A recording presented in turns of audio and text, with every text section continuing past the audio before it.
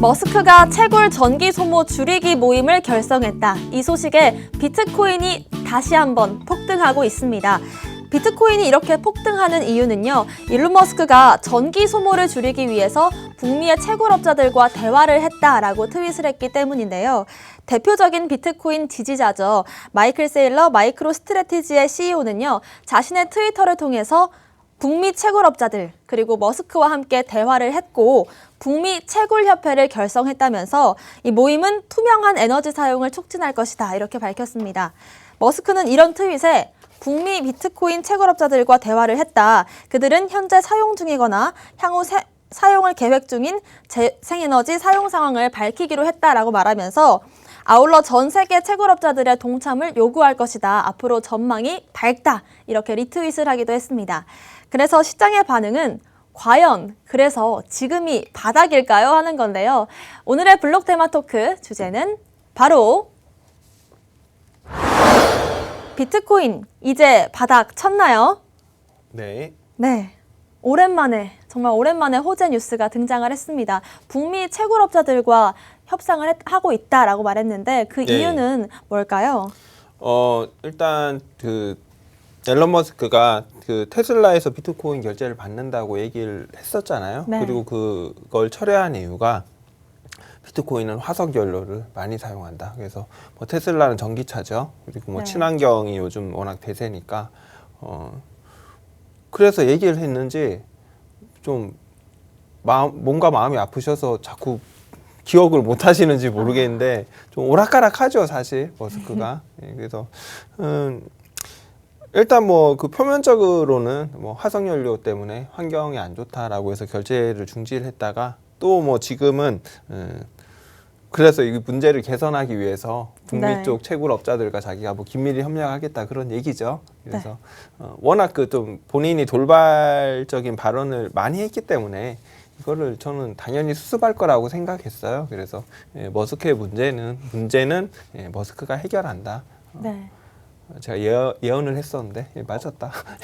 어제 말씀을 하셨잖아요. 앞으로 당분간은 이런 멘트를 계속해서 할 것이다라고. 네, 당분간 언급을. 계속 우호적인 얘기를 할 겁니다. 근데 예전에 비해서 좀 그 영향력은 많이 약해졌긴 한데 네. 워낙 그 양치기 소년이니까. 네. 근데 일반적인 양치기 소년이 아니라 뭐 양치기 소년이 술도 한잔 한 것 같아요. 그 정도니까. 네, 아무튼 그렇고 계속 우호적인 발언을 할 거고요. 머스크는 자기가 이제 발 빼려고 해도 힘들게 됐어요. 발 빼려고 해도. 네. 테슬라나 뭐 스페이스X나 뭐 그런 주식이나 그런 것들과 회사의 운명이 커플링 됐어요. 맞아요. 비트코인과. 그리고 아까 마이크 셰일러? 네, 마이크로 스트래티지의 예. 대표죠.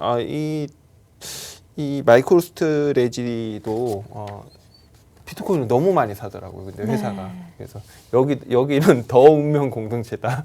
그래서 북미가 되게 춥습니다. 미국이. 네. 미국이 되게 춥고요. 이 추운 지역에서 사실 채굴하기가 가장 좋아요.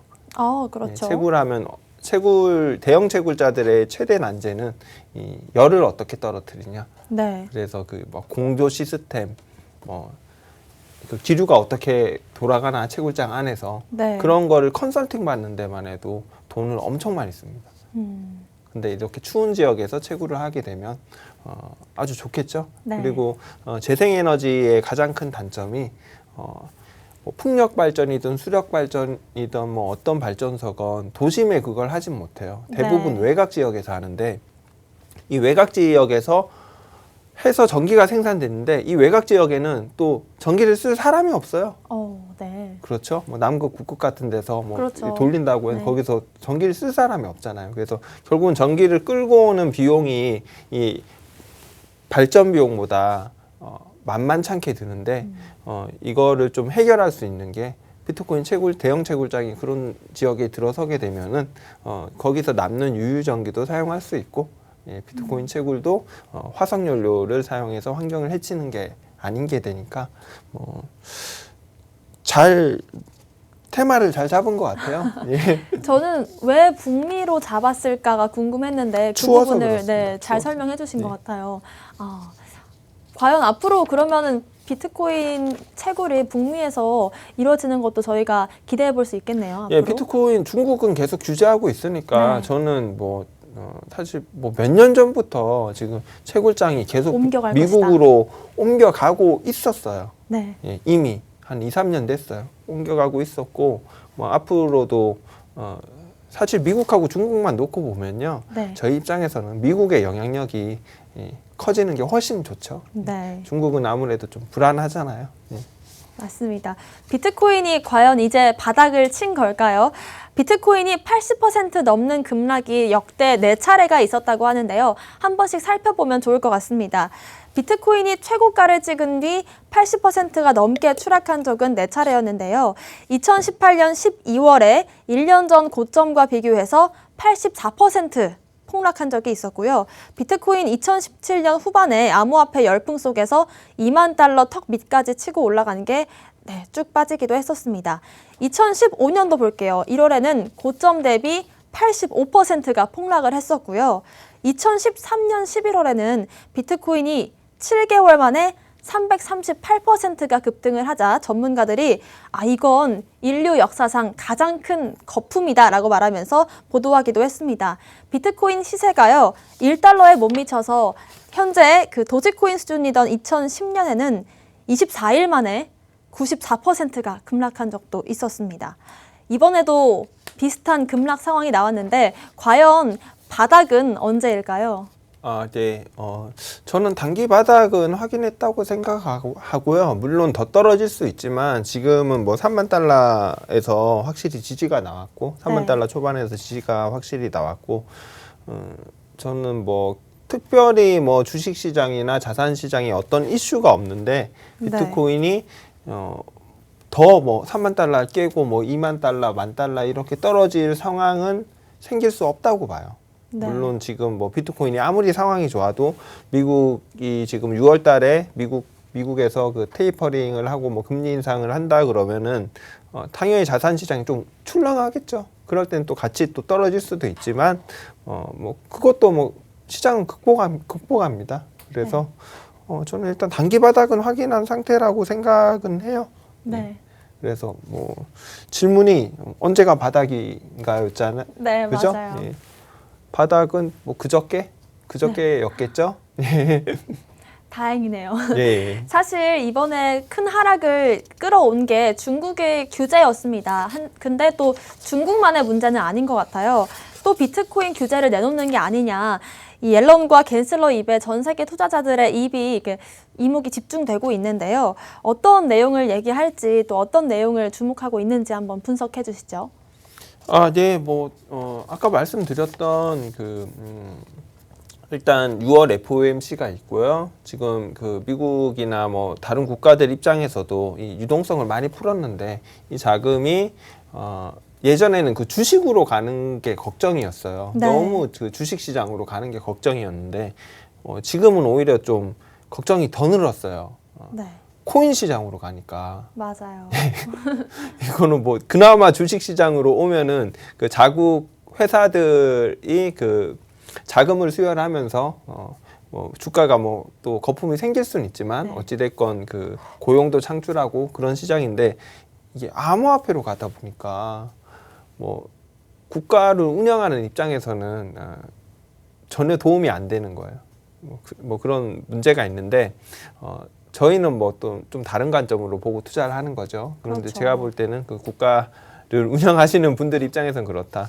그런 상황인데 그리고 지금 뭐 일단 물가 문제가 있죠. 네, 인플레이션이요. 인플레이션 문제가 있으니까 6월 달에 얘기가 좀 나오긴 할 것 같아요. 그래서 저는 뭐 사실 시장 인플레이션 문제가 하루 이틀 나온 게 아니라서 최근에 네. 뭐 한두 달은 계속 이 얘기만 하잖아요. 맞아요. 그렇기 때문에 시장은 항상 선 반영입니다. 그래서 6월에 뭐 FOMC에서 뭐 테이퍼링이나 금리 인상을 뭐 내년쯤에 뭐 하려고 생각한다라고 얘기를 하면 분명히 조정은 받겠지만 또 금방 올라올 겁니다. 예, 그렇게 생각하고 지금 그렇죠. 인플레이션이 지금 아무래도 암호화폐에 대한 어떤 규제나 뭐 그런 것들은 사실 없어요. 예. 네. 뭐 옐런이던 뭐 게리 겐슬러건 뭐 미국 쪽에서는 사실 저는 너무 조용해서 좀 불안한 면도 있어요. 오히려요.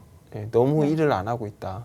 그러니까 말로만 네. 계속 얘기하잖아요. 그래서 네. 너무 이런 상황 자체가 이게 이미 미국 기업들이 많이 진출해 있는 상황이어서 그쪽에 어떤 자금이 많이 들어와 있거든요. 미국도 네. 기업들도 그렇고 뭐 기관도 그렇고 특히 개인도 그렇고 그렇기 때문에 어떤 뭐 좀 파급을 예상해서 좀 천천히 조심스럽게 진행을 하려는 것인지 네. 아니면 정말 큰 어떤 좀 타이트한 규제안을 내놓기 위해서 지금 준비 중인지 그게 저는 좀 고민을 하고 있는 부분인데 사실 뭐 어떤 규제나 뭐 압박도 없었어요.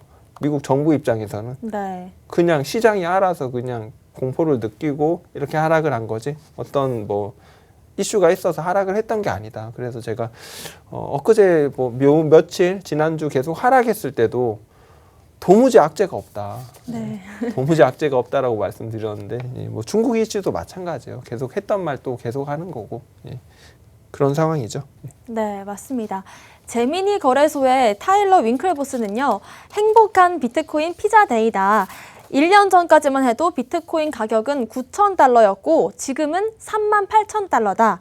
이게 어떤 의미인지 이해하는 사람들은 드물다라고 말했는데요. 추가로 이 비트코인 가격이 하락하고 있는 건 오히려 싸게 살 기회이기 때문에 좋다 이렇게 말했습니다. 비트코인 10만 달러 전망 아직 유효한 거겠죠? 네, 지금 뭐 저희가 투자 관점으로 뭐 접근을 한다면 지금 비트코인이 뭐 한 4만 달러라고 치면요. 39,600달러 정도 되는데 투자라는 건 뭐 가치가 실현될 때까지 기다리는 거잖아요. 네. 그게 뭐 가치란 게 뭐 자고 일어나면 바뀌는 경우는 거의 없기 때문에 네. 예, 가격은 바뀌지만 예, 뭐 자고 일어났는데 뭐 한순간에 뭐 30배, 50배, 뭐 10배씩 성장하는 회사는 없잖아요. 맞아요. 예, 그래서 투자 관점으로 지금 비트코인은 일단 이 시장은 안 망해. 비트코인은 잘 될 거야 라고 지금 가격에 사시는 분들은 사실 지금 뭐 4만 달러라고 치면 10만 달러라는 게 투자 수익률로 따지면은 그래도 높긴 높죠. 네. 뭐 2배가 넘는 것이긴 한데 뭐 최소 그 정도는 간다고 보고 사야 되지 않을까?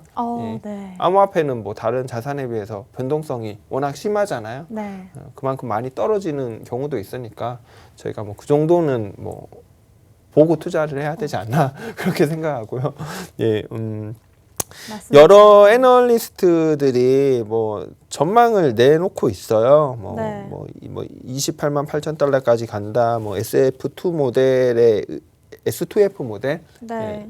에 의하면 28만 8천 달러까지 간다. 뭐 이런 얘기도 있고요.